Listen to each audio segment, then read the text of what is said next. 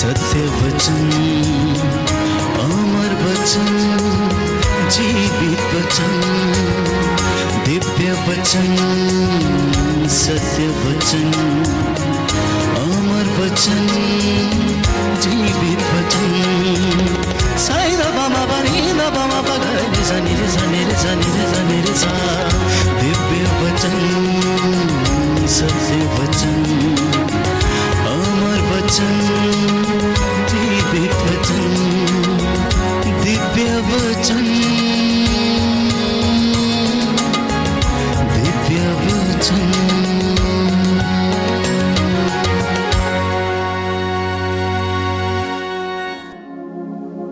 Hallelujah, hallelujah. आइए प्रभु यीशु अपने वचनों के द्वारा मुझे उद्धार दीजिए।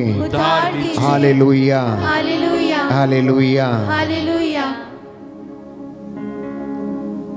प्रियजनों, प्रभु ने आज का वचन दिया है कि मेरे बच्चों से कहना कि पश्चाताप करके मेरे पास लौट के चले आए। कई लोग बहुत ज्यादा प्रार्थना कर रहे हैं, लेकिन फिर भी उनके जीवन में बंधन टूटता नहीं है। कहीं ना कहीं पर प्यारे भाइयों और बहनों, स्वीकृति की कमी रहती है, क्योंकि हम उन बातों से अनभिज्ञ हैं जिनके लिए हमें प्रायश्चित करने की आवश्यकता है। तो आज मैं पुनः एक बार प्रभु के ओर से आप लोगों को बताना चाहता हूं कि प्रभु चाहता है कि हम पाप स्वीकार करें। प्रभु चाहता है कि हम प्रायश्चित करें और अपने जीवन से, पूर्वजों से चली आई निरर्थक जीवनचर्या को हम कैंसल करें, डिस्कनेक्ट करें, डिक्लेयर करें कि हे प्रभु, मैं आज निर्णय लेता हूं कि मैं इन तमाम सारी बुराइयों से अपने आप को जुदा करता हूं।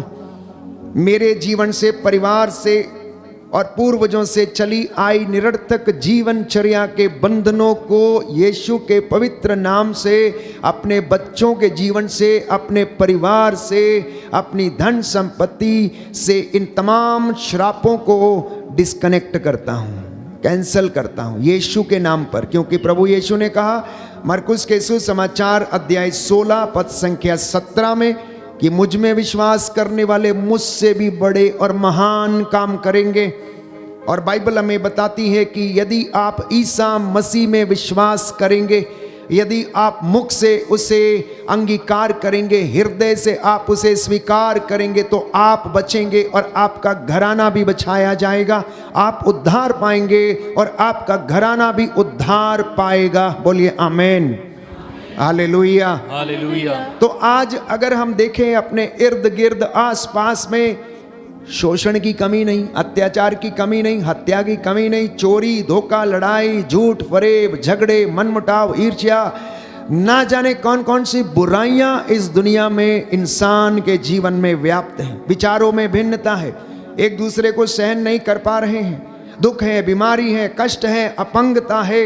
इंसान के अंदर एक लगातार ऐसी लड़ाई चल रही है, वो खुद नहीं जानता कि ये लड़ाई कैसी है। प्यारे भाइयों और बहनों, इंसान दवाइयां खाते जा रहा, उसको खुद पता नहीं कि उसे बीमारी क्या है, कुछ पता नहीं कि क्या होता है, उसे क्या उसके अंदर चलता है, ना जाने वो क्यों बीमार पड़ा रहता है। अनेक प्रकार की चिंताएं हैं, परिवार की, बच्चों की, दाम्पत्य जीवन की, व्यक्तिगत जीवन की, भावनात्मक जीवन की, आर्थिक तंगियों की जो चिंता है, यह मनुष्य को लगातार सताए हुए है। और इनके बीच इंसान जीने की कोशिश कर रहा है, प्रार्थना कर रहा है, पुण्य के काम कर रहा है, उपवास कर रहा है, तीर्थ कर रहा है, सिर्फ यही सोच के कि उद्धार मिल जाएगा, उद्धार मिल जाएगा। लेकिन फिर भी मन में कहीं ना कहीं पर कोई ऐसी चीज खटकती रहती है कि वो अपने आप को अधूरा महसूस करता है, अपने आप को अधूरा महसूस करता। आखिर क्यों? इसकी वजह क्या है? तो बाइबल एक वचन हमें देती है, स्तोत्र संख्या 38 पद संख्या 19 में, कि मेरे पापों के कारण मैं अशांत हूं। मेरे पापों के कारण मैं अशांत हूं, किसी दूसरी चीज के कारण नहीं। क्योंकि हमारी लड़ाई तो हमारे भाइयों और बहनों से है ही नहीं। हमारी लड़ाई तो इस संसार के अधिपतियों, आकाश की दुष्ट आत्माओं से बाइबल स्पष्ट करती है। एफेसियों के पत्र अध्याय 6 पद संख्या 10 और उससे आगे। तो फिर हमें अशांत रहने की बात ही क्या है? हमारे अंदर ही अंदर एक अंतर्द्वंद चलता रहता है, लड़ाई चलती रहती है। हम अपने ही अपराध बोध से जूझते रहते हैं। हमारे अपने ही गिल्ट फीलिंग्स हमको क्या करती हैं? काटती रहती हैं। घुन की तरह वो हमें, प्यारे भाइयों और बहनों, ड्रिल करती रहती हैं और हम खोखले होते रहते हैं। इसलिए प्रभु कहता है कि तुम मेरे पास चले आओ, तुम प्रायश्चित करो, क्योंकि प्रायश्चित और स्वीकृति में तेरा कल्याण है। यशायाह नबी का ग्रंथ अध्याय 30 पद संख्या 15। तो प्रभु का वचन हमें बताता है यिर्मयाह नबी के ग्रंथ में कि ये सारी समस्याएं आखिर क्यों हैं? आखिर क्यों इंसान दुखी है? वो अपने अधर्म के कारण दुखी है। बाइबल इसके विषय में बताती है यिर्मयाह नबी का ग्रंथ अध्याय 5 पद संख्या 25 में कि तुम्हारे पापों ने तुमको उन वरदानों से वंचित कर दिया है जो परमेश्वर ने तुम्हें दिए थे। तुम अपने अधर्म के कारण परमेश्वर से दूर चले गए हो। और जब तक ये पाप, ये अंधकार इंसान के जीवन में रहता है, प्रियजनों, उसके जीवन में ये होना अनिवार्य है। ये होना अनिवार्य है, क्योंकि प्रवक्ता कहता है अध्याय 21 पद संख्या 4 में कि हर बुराई, हर कुकर्म, हर पाप, हर अपराध दुधारी तलवार के जैसा है। प्रवक्ता ग्रंथ अध्याय 21 पद संख्या 4, book of Sirach chapter 21 verse 4, हर अपराध दुधारी तलवार के समान है और उसके काटे हुए का कोई इलाज नहीं है। बस एक ही इलाज है कि प्रायश्चित, एक ही इलाज है पछतावा, एक ही इलाज है कि होश में आने के बाद उस प्रभु के पास चले आना जो कि पापों का खाता क्लोज कर सकता है, जो हमारे अधर्म का अकाउंट क्लोज कर सकता है। उसके पास जाने के अलावा हमारे पास कोई दूसरा विकल्प नहीं है। बाइबल इस बात को स्पष्ट करती है प्यारे भाइयों और बहनों। तो उन चीजों से आजाद होने के लिए धार्मिकता को खोजने की आवश्यकता है, अन्यथा हम अपने पापों में यूं ही पड़े रहेंगे और हम अपनी गलतियों को स्वीकार करने में असमर्थ रहेंगे। तो बाइबल कहती है स्तोत्र संख्या 107 पद संख्या 17, साम नंबर 107 वर्ड्स 17, कि कुछ लोग अपने कुकर्मों के कारण बीमार पड़ गए और अपने पापों के कारण कष्ट झेल रहे हैं, किसी दूसरे की वजह से नहीं, किसी तीसरे की वजह से नहीं।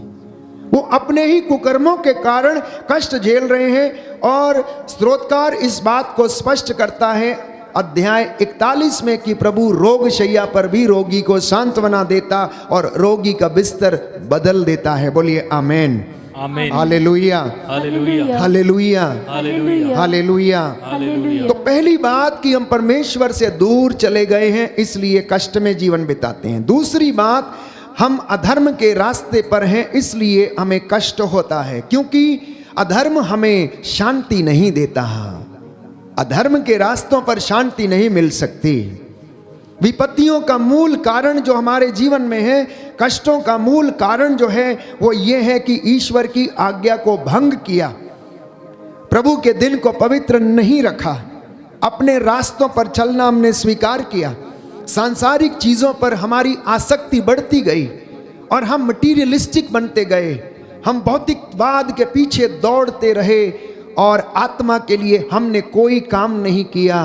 हम केवल शारीरिक वासनाओं की तृप्ति के लिए कार्य करते रहे।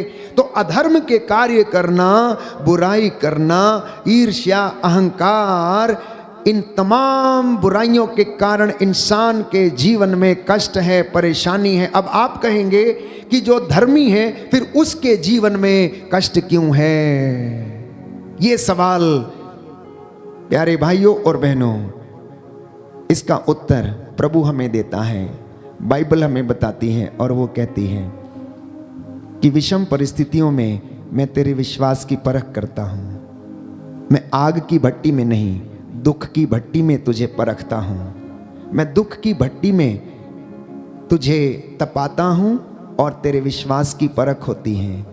जैसे एक सुनार, प्यारे भाइयों और बहनों, सोने को आग में गलाता है और उसका परिष्कार करता है। प्रभु कहता, मैं अपने भक्तों को, चुने हुए लोगों को क्या करता हूं? दुख की भट्टी में परखता हूं, लेकिन मैं उनकी हड्डियों की रक्षा भी करता हूं और अपने भक्तों के घर में डेरा भी डालता हूं। आप देखिए कि प्रभु का भक्त जो सच्चाई और आत्मा की सच्चाई और हृदय से स्तुति करता है, उसे किसी चीज की कमी नहीं, उसका घर भरा पूरा रहता है। हमने बाइबल में पढ़ा, स्तोत्र संख्या 34 में हमने पढ़ा कि प्रभु की खोज में लगे रहने वालों का घर भरा पूरा रहता है। लेकिन धनी लोग धनी होकर भी दरिद्र बने रहते हैं, दरिद्र बने रहते हैं। लेकिन आज प्रभु हमें चाहता है कि हम उसके पास लौटें और हम उसकी कृपा से धनी बन जाएं। आखिर क्यों हमारे जीवन में ये पाप का बोलबाला, बुराई का बोलबाला है? तो बाइबल हमें बताती है स्तोत्र संख्या 51 में कि दाऊद कहता है कि मैं तो जन्म से ही अपराधी हूं, अपनी माता के गर्भ से पापी हूं। और इसमें कोई दो राय नहीं है, इसमें कोई दो राय नहीं है। मां के गर्भ से ही पापी जन्मा, प्यारे भाइयों और बहनों, और दाऊद इस बात को स्वीकार करता है। तो जीवन की कड़वी सच्चाई है, मैं जैसा आपको कई मर्तबा बता चुका हूं कि इंसान जब गर्भ में बच्चे के रूप में रहता है तो उस समय माँ के पेट में वो खेलता है, माँ के पेट में लात चलाता है और उस समय उसे अच्छा लगता है। लेकिन वही इंसान जब धरती पर आता है, इस दुनिया को देखता है, बड़ा हो जाता है, अहंकारी बन जाता है, ईर्ष्या से भर जाता है और वही इंसान अपने बुजुर्ग माता पिता को कभी कभी घर से धक्के देकर निकाल देता है, क्योंकि लात मारना बचपन से उसकी फितरत है, गर्भ से ही उसकी फितरत है। फर्क सिर्फ इतना है कि उन दिनों में माता हंसती थी और बुढ़ापे में जब लात खाती है तो उन दिनों में आंसू बहाती है और रोती है। यही जीवन की कड़वी सच्चाई है, यही जीवन की कड़वी सच्चाई है और इसको हमें समझना अनिवार्य है। तो बाइबल कहती है रोमियो का पत्र अध्याय 3 पद संख्या 23 में, सबने पाप किया है, सब ईश्वर की महिमा से वंचित हैं, कोई भी ऐसा व्यक्ति इस दुनिया में अच्छा नहीं है। बाइबल कहती है कि इस दुनिया में कोई भी व्यक्ति न्याय के साथ कोर्ट कचहरी में अपना केस नहीं लड़ता। सब लोग कोशिश करते हैं झूठ को सच और सच को झूठ बनाने की। इसलिए अशांति, दुख, कष्ट, विपत्ति का कारण हमारे जीवन के कार्य हैं, हमारे जीवन की अपनी ही कमियां हैं, हमारे जीवन के चुने हुए अपने ही रास्ते हैं। शरीर की वासनाएं जो प्यारे भाइयों और बहनों हमारे जीवन से उत्पन्न होती हैं और वासना के गर्भ से पाप उत्पन्न होता, और पाप का वेतन बाइबल कहती है मृत्यु है। और मृत्यु जब इस संसार में आती है तो सबको वो डसने का प्रयास करती है। तो जेम्स इसके विषय में लिखता है, याकूब का पत्र अध्याय 1 पद संख्या 15 कि वासना के गर्भ से पाप का जन्म होता है, पाप विकसित होकर मृत्यु को जन्म देता है। तो प्रलोभन में पड़ा हुआ व्यक्ति ये ना कहे कि ईश्वर मुझे प्रलोभन देता है। Let none of you say that God gives temptations to you. No, he will never put you to test. वो आपको कभी प्रलोभन नहीं देता है। बाइबल हमें बताती है कि आपको कोई भी ऐसा कार्य नहीं दिया गया है जो आपकी शक्ति से परे है। आपको सिर्फ वो करने के लिए कहा गया है जो आपके शक्ति के अधीन है, जिसे आप कर सकते हैं। हालेलुया, हालेलुया, यीशु की स्तुति हो, यीशु को धन्यवाद, यीशु की आराधना हो, यीशु की महिमा हो, यीशु को धन्यवाद। Hallelujah, hallelujah, hallelujah. तो आखिर कौन सी ऐसी बात है जो इंसान के जीवन में इतनी ज्यादा समस्या उत्पन्न कर देती है? मैं समझता हूं कि इंसान की प्राथमिकताएं बिगड़ी हुई हैं, प्रायोरिटीज बिगड़ी हुई हैं। जो पहले करना चाहिए वो बाद में करता है, और जो बाद में करना चाहिए वो पहले करता है। बस यही कारण है कि हम ईश्वर को प्रथम स्थान नहीं दे पाते हैं, और इसीलिए हमारे मन अशांत रहते हैं, क्योंकि ईश्वर शांति का ईश्वर है। और बाइबल कहती है कि शांति का परमेश्वर शीघ्र ही शैतान को आपके पैरों के नीचे कुचल देगा और आपको उद्धार प्रदान करेगा। तो हमारी प्राथमिकताओं में संतुलन नहीं है, क्योंकि वो बिगड़ी हुई है, उनमें बहुत ज्यादा असंतुलन है। तो हमें नहीं मालूम है कि प्रथम स्थान पर क्या होना चाहिए। तो ये आज का जो वचन है, आपका जीवन ये बदल देगा प्यारे भाइयों और बहनों। आज के वचन जो मैं आपको सुना रहा हूं, अगर आप इसको स्वीकार करेंगे तो ये आपका जीवन बदल देंगे। ये ऐसा क्यों होता है? क्योंकि बाइबल इसके विषय में लिखती है। उत्पत्ति ग्रंथ अध्याय 8 पद संख्या 1 में हम पढ़ते हैं कि मनुष्य की प्रवृत्ति बुराई की ओर है। मनुष्य की प्रवृत्ति बुराई की ओर है। उत्पत्ति ग्रंथ अध्याय 6 में हम पढ़ते हैं कि मनुष्य के मन में बुरे विचार उत्पन्न होते हैं। निर्गमन ग्रंथ अध्याय 32 पद संख्या 22 में हम पढ़ते हैं कि मनुष्य का झुकाव पाप की ओर है। पाप हमारे जीवन का हिस्सा है। कमियां, कमजोरियां, बुराई ये हमारे जीवन का हिस्सा है। अब आप पूछेंगे कि आखिर ये हमारी जिंदगी में क्यों आया और परमेश्वर ने इसे हमसे आजाद क्यों नहीं किया? परमेश्वर ने प्यारे भाइयों और बहनों जब आदम से ये कहा, क्योंकि तूने ये फल खाया, क्योंकि तूने इसका कहना माना, क्योंकि तू बहक गया और प्रलोभन में पड़ गया, अब देख कि तू जिंदगी भर अपने पसीने की कमाई खाएगा और दिन रात तू मेहनत करेगा, और धरती तेरे लिए ऊंट कटारे क्या करेगी? पैदा करेगी, कंटीली झाड़ियां पैदा करेगी, और तू उसमें मेहनत करेगा और अपने परिश्रम की कमाई के द्वारा तू अपनी जीविका अर्जित करेगा। ये उसे आशीर्वाद था कि जा कर ले अपनी मर्जी। तू चाहता था कि ऐसा कर, लेकिन तेरे विश्वास की परख तेरी इन्हीं परिस्थितियों में होगी। तेरी तपस्या की परख तेरी इन्हीं परिस्थितियों में होगी। अब जो मसा तूने अदन वाटिका में खो दिया था, उसको प्राप्त करने के लिए तुझे जिंदगी के 70-80 वर्ष जो हैं इसी प्रकार दुख में बिताने पड़ेंगे।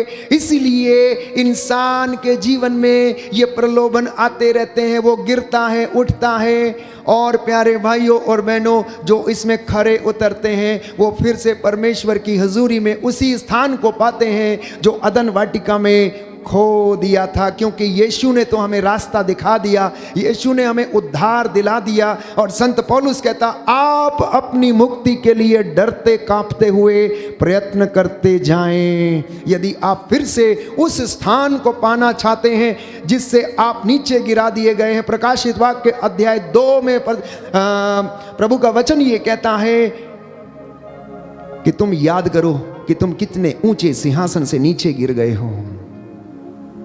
तुम याद करो कि तुम कितने ऊंचे स्थान से नीचे गिर गए हो। और इसीलिए इंसान का जीवन जो है संघर्ष में रहता है। और वास्तव में ये होना भी चाहिए, क्योंकि ये शरीर और आत्मा एक दूसरे के विरोधी हैं। शरीर कुछ चाहता है, आत्मा कुछ और चाहती है, और इन दोनों में क्या है? सामंजस्य नहीं है। और इसीलिए हम क्या करते हैं? पाप करते हैं, इसीलिए पुण्य भी करते हैं, इसीलिए हम लोग अच्छे काम करते हैं, बुरे काम भी करते हैं, झूठ भी बोलते हैं, सच भी बोलते हैं, हर तरीके का काम करते हैं। क्योंकि ये दो तरीके के फोर्स हमारे अंदर हैं, एक शारीरिक और एक आत्मिक। तो जब ये दोनों फोर्स प्यारे भाइयों और बहनों कार्य करते हैं हमारे जीवन में, तो इंसान का इधर उधर भटक जाना स्वाभाविक है। इंसान का इधर उधर भटक जाना स्वाभाविक है। लेकिन इससे ज्यादा महत्वपूर्ण बात यह है कि अगर कोई व्यक्ति अंत तक धीर बना रहता है, धैर्य के साथ काम करता, परमेश्वर के साथ जुड़ा रहता, दिन रात उसकी खोज में लगा रहता है, तो वह उसे आजाद करता है। वो किसी पापी की मृत्यु से प्रसन्न नहीं होता है। इसलिए बाइबल हमें बताती, एजेकियल नबी का ग्रंथ अध्याय 18 पद संख्या 23, प्रभु ये कहता है, क्या मैं किसी दुष्ट की मृत्यु से प्रसन्न हूं? नहीं, प्रभु किसी दुष्ट की मृत्यु से प्रसन्न नहीं होता, क्योंकि वो तो आत्माओं को बचाना चाहता है, वो तो आत्माओं का उद्धार चाहता है। और ये शैतान भली भांति जानता है, इब्लीस भली भांति जानता है कि आत्माओं को बचाया जा सकता है, इसीलिए वो इंसानों की आत्माओं का सर्वनाश करने के लिए रास्ते ढूंढता रहता है। कैसे? क्रोध के कारण, अहंकार के कारण और ईर्ष्या के कारण। क्रोध हमारे मन को खा जाता है, ईर्ष्या और अहंकार हमारी आत्मा को खा जाती है। याद कीजिए, शैतान की ईर्ष्या के कारण बाइबल कहती है इस धरती के ऊपर पाप आया। केवल शैतान की ईर्ष्या के कारण तो सबसे पहला पाप जो था वो स्वर्ग राज्य में इब्लीस के द्वारा किया गया, क्योंकि उसने ईश्वर की आराधना करना छोड़कर अपने आप को खुद ईश्वर के स्थान पर रखा और अपने संगी साथियों से कहा कि तुम मेरी आराधना करो। और बाइबल कहती है कि परमेश्वर ने उसके साथ सैकड़ों स्वर्गदूतों को जो उसकी मंडली में थे धरती के ऊपर पटक दिया और उन्हें न्याय के दिन तक अंधकार की कोठरी में बंद करके रख छोड़ा है। प्यारे भाइयों और बहनों, तो बाइबल हमें हर चीज का रास्ता दिखाती है, बताती है, और प्रभु हमें बताता है कि इनसे ऊपर उठने का उपाय क्या है, इनसे निकलने का उपाय क्या है। शायद ये मजाक की बात होगी कि हमारे देश में हर चीज के लिए जुगाड़ है।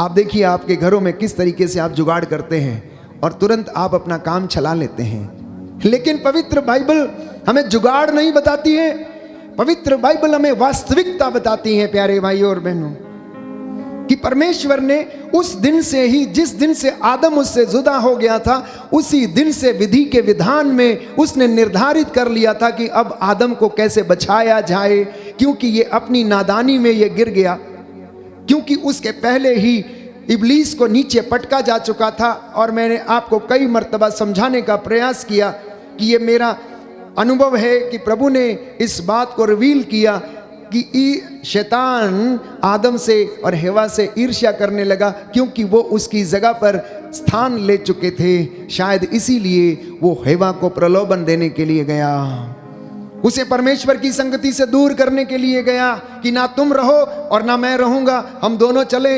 इसलिए दोनों को लेकर चला गया। वो केवल फल दिखा के आया, देखो खा लो और तुम ऐसा हो जाएगा, लेकिन निर्णय करना हेवा के हाथ में था, निर्णय लेना आदम के हाथ में था, लेकिन वो निर्णय नहीं ले पाए। तो प्रभु का वचन ये कहता है कि तुम्हारे सामने जिंदगी और मौत दोनों रखी हुई है, पाप और पुण्य दोनों रखा हुआ है, भलाई और बुराई, जिंदगी और मौत दोनों तुम्हारी आंखों के सामने, जिसे चाहते हो चुन लो। और आदम और हवा ने मृत्यु को चुन लिया और इसीलिए वो अदन वाटिका से बाहर कर दिए गए। तो शैतान, प्यारे भाइयों और बहनों, वो रास्ते खोजता रहता है और हमारी जिंदगी इसी कशमकश में बीतती जाती है। कष्ट, परेशानी, चिंता, लड़ाई झगड़े, ड्रग्स, ईर्ष्या, अहंकार, ना जाने कितने घरों में, कितने लोगों में, लगभग अधिकांश घरों में, अधिकांश लोगों के जीवन में ये समस्याएं हैं। बहुत कम लोग होंगे जो अपने आप को वास्तविक रूप से खुश समझते होंगे या जिन्हें अपने जीवन में संतुष्टि है। बड़े से बड़ा व्यक्ति, छोटे से छोटा व्यक्ति, प्यारे भाइयों और बहनों, यदि आप उससे बात करेंगे तो अपने जीवन की किसी ना किसी कमी को वो अवश्य क्या करता है, व्यक्त करता है। तो आज प्रभु हमसे क्या चाहता है? प्रभु चाहता है कि हम उसके पास लौटें। प्रभु चाहता है कि हम उसके पास लौट कर चले आएं और वो हम पर दया करे और हमें आशीष प्रदान करे। ऐसा ना सोचें कि अब बहुत देर हो चुकी है। नहीं प्यारे भाइयों और बहनों, देर नहीं हुई है। प्रभु आखिरी समय पर भी आपको रिसीव करने के लिए तैयार खड़ा है। लूकस के सुसमाचार में हम पढ़ते हैं अध्याय 23 पद संख्या 42 में कि यीशु के दाएं और बाएं दो चोर डाकुओं को लटकाया गया था। एक उनका उपहास कर रहा था और दूसरा उनसे कह रहा था कि प्रभु आज मुझे अपने राज्य में याद कीजिएगा, आज मुझे अपने राज्य में याद कीजिएगा, आज मुझे अपने राज्य में याद कीजिएगा।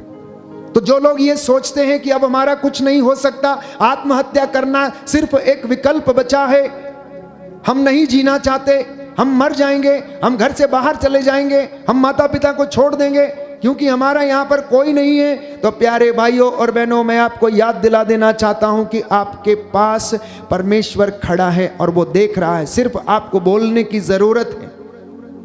प्रभु जिंदगी बदलता है, प्रभु मनों को बदलता है, प्रभु आत्माओं को बचाता है, प्रभु हमारे शरीर को चंगा करता है, अच्छा करता है। इसलिए जो लोग ये सोचते हैं कि आत्महत्या ही एक विकल्प है, तो आज के बाद ऐसे विचार आप अपने मन में ना लाएं। डाकू की जगह बंदी गृह में थी, जानते हैं? डाकू की जगह बंदी गृह में थी। उसका जीवन अपराधों से भरा हुआ था, वो सजा का हकदार था, वह तो नरक के लायक था, और वो अपने कामों के द्वारा नहीं बचाया गया है। सुनना ध्यान से कि जब डाकू ने यह कहा कि प्रभु आज जब आप अपने स्वर्ग राज्य में होंगे तो मुझे याद कीजिएगा, सुनिए ध्यान से कि ये डाकू अपने कर्मों के कारण नहीं बचाया गया, क्योंकि उसने तो जिंदगी भर लूट पाट की थी, चोरी डकैती उसका काम था, उसकी जगह कहां थी? कैद खाने में थी, और वो सजा का हकदार था, वो नरक के लायक था। तो यदि आप सोचते हैं कि परमेश्वर ने उसको उसके कर्मों के अनुसार बचा लिया, तो नहीं, क्योंकि उसका एक भी कर्म ऐसा नहीं था जिसकी वजह से वो स्वर्ग राज्य में पहुंच सकता था। ना ही बपतिस्मा लेने के कारण वो बचाया गया, प्यारे भाइयों और बहनों, और ना ही उसके पास उस समय कुछ करने के लिए समय था, उसके पास कुछ भी नहीं था। लेकिन फिर भी आज वो कहां है? स्वर्ग में है। क्यों? क्योंकि उसने अंतिम क्षणों में प्रभु को याद किया। अब मैं नहीं जानता कि उसने क्यों प्रभु को याद किया और उसने क्या सोचा। शायद उसने सोचा होगा जब यीशु कह रहे थे कि हे पिता इन्हें क्षमा कर, क्योंकि ये नहीं जानते कि ये क्या कर रहे हैं। शायद यीशु को कहते हुए सुना होगा, एली एली लमा सबक्तानी, अर्थात मेरे ईश्वर तूने मुझे क्यों त्याग दिया। शायद वो इन वचनों को सुन रहा था बड़े ध्यान से। हो सकता है जो क्रूस के नीचे आजू बाजू खड़े थे, कुछ उसकी प्रशंसा कर रहे थे और कुछ उसकी मजाक उड़ा रहे थे, और ये डाकू ऊपर से सुन रहा था। हो सकता है कि उसके सुसमाचार के विषय में इसने भी सुना हो, लेकिन अभी तक मौका नहीं मिला था। हो सकता है यीशु के चमत्कारों के विषय में उसने सुना होगा कभी, या सुना था। शायद ये भी एक कारण हो सकता है कि उसने कहा, यीशु आज आप जब स्वर्ग में होंगे तो मुझे भी याद कर लीजिएगा। तो यीशु ने कहा, ठीक है, तू आज ही मेरे साथ स्वर्ग राज्य में होगा।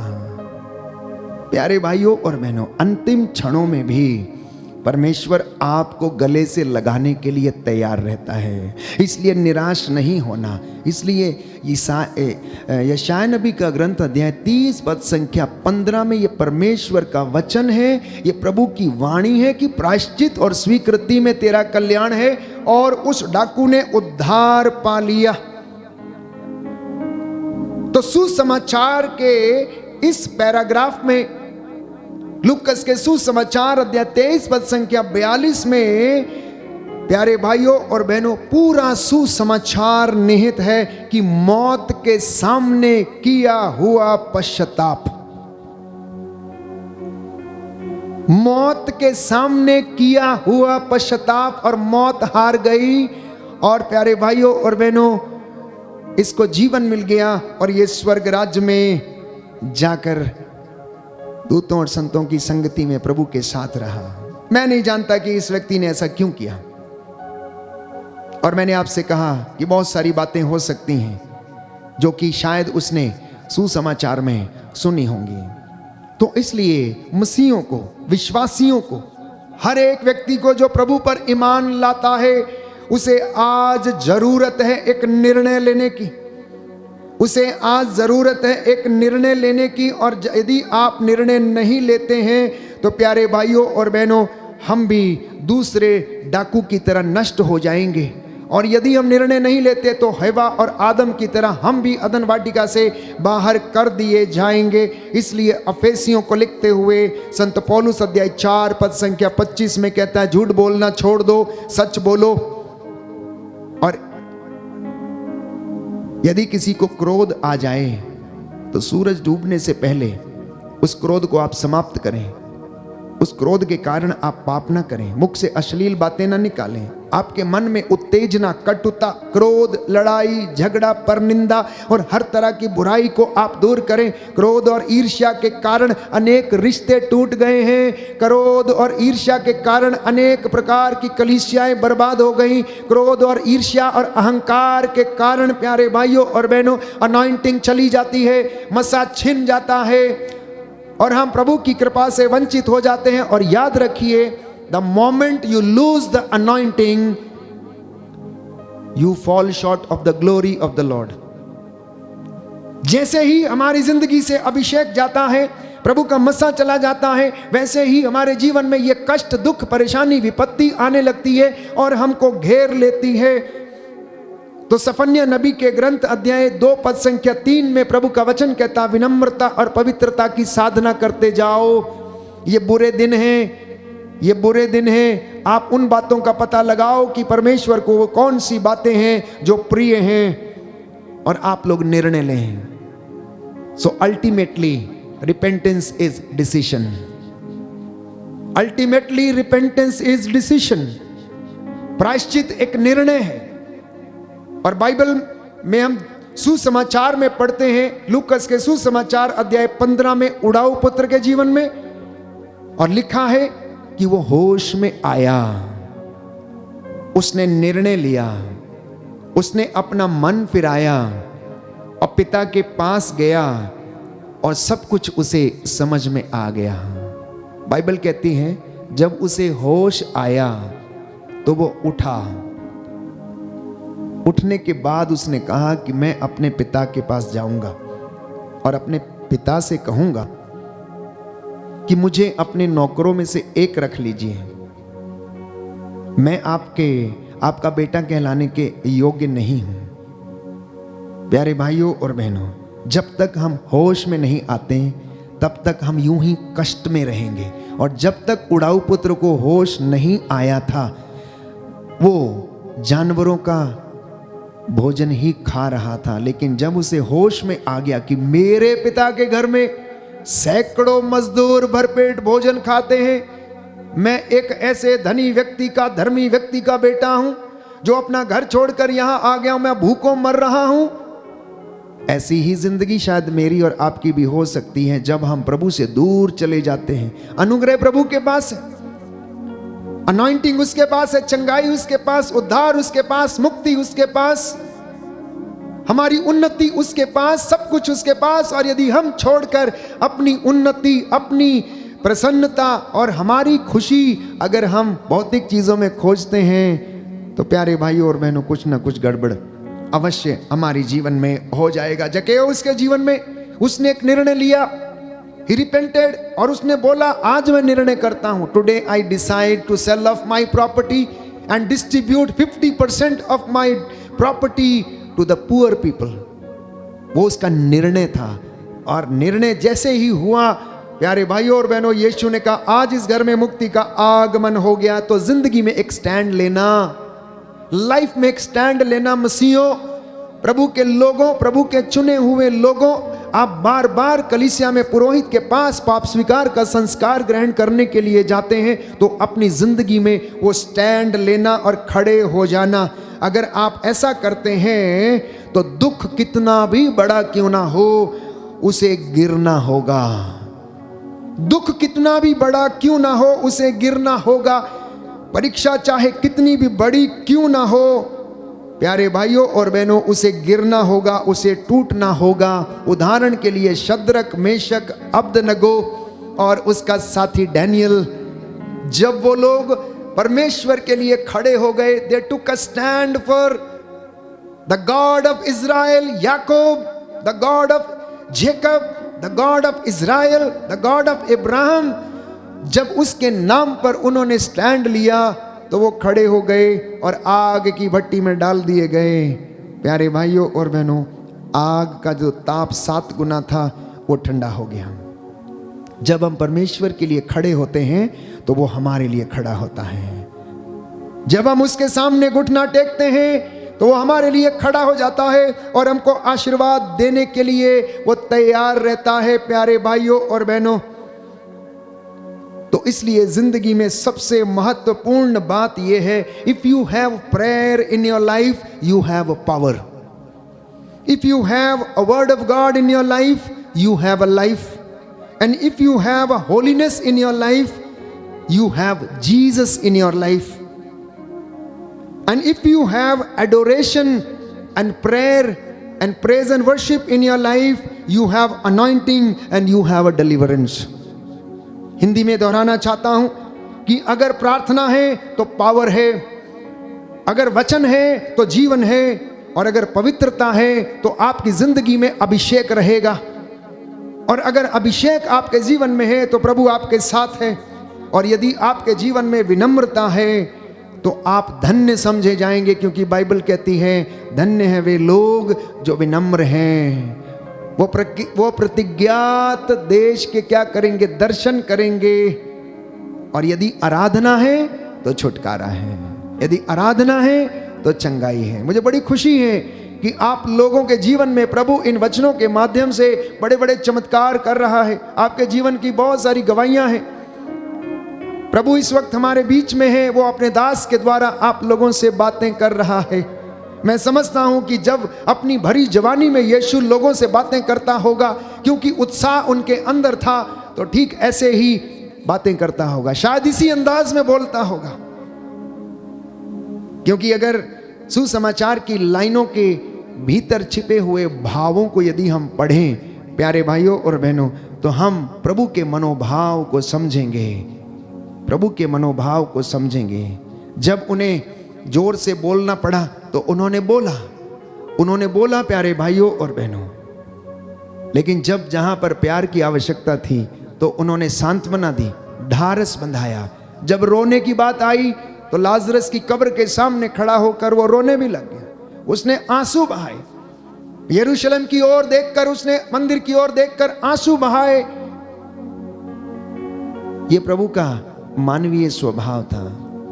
प्यारे भाइयों और बहनों, वो हमारे बीच में रहा मनुष्य बनकर, मेरे और आपके जैसे उसने जिंदगी को जिया, उसने महसूस किया। वो हमारे दुखों को जानता है, हमारे कष्टों को जानता है, हमारी कमजोरियों को जानता है, और इसलिए वो तैयार रहता है कि हमें कब उठाए। इसलिए दूतों को आदेश देता है, जाओ और इन्हें उठाओ, इन्हें हाथों पर उठा लो, गिरने से इनके पैरों को पत्थर से चोट ना लगे।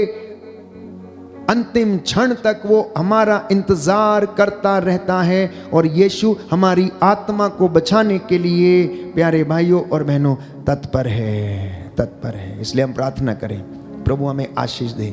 आज की इस संध्या वंदना के दौरान जो वचन आपने सुने हैं, प्रभु इसके माध्यम से आपका जीवन बदले और आपके जीवन में उद्धार आ जाए। याद रहे, जो प्रार्थना में नहीं है वो जीवन में भी नहीं होगा, और जो जीवन में नहीं है वो आपके परिवार में भी नहीं होगा। आपकी समस्याओं का हल आपसे इतनी दूर है जितने ज़मीन से आपके घुटने दूर हैं। इसलिए बाइबल में चलना सीख लें, आपके जीवन में रिजल्ट दिखने लगेंगे। आपको बाइबल के अनुसार जिंदगी जीना सीख लें और आपकी ज़िंदगी में आपको रिजल्ट दिखने लगेंगे। परमेश्वर में खड़े रहना, और परमेश्वर आपके लिए खड़ा रहेगा। परमेश्वर में चलना और बोलना सीख लीजिए, तो आपके जीवन में कष्ट भले ही आएंगे, लेकिन प्यारे भाइयों और बहनों, उसकी कृपा हमारे लिए पर्याप्त होगी, क्योंकि संत पौलुस ने कहा कि उसकी कृपा मेरे लिए पर्याप्त है। उसका घर बनाते जाइए और वो आपका घर बनाए।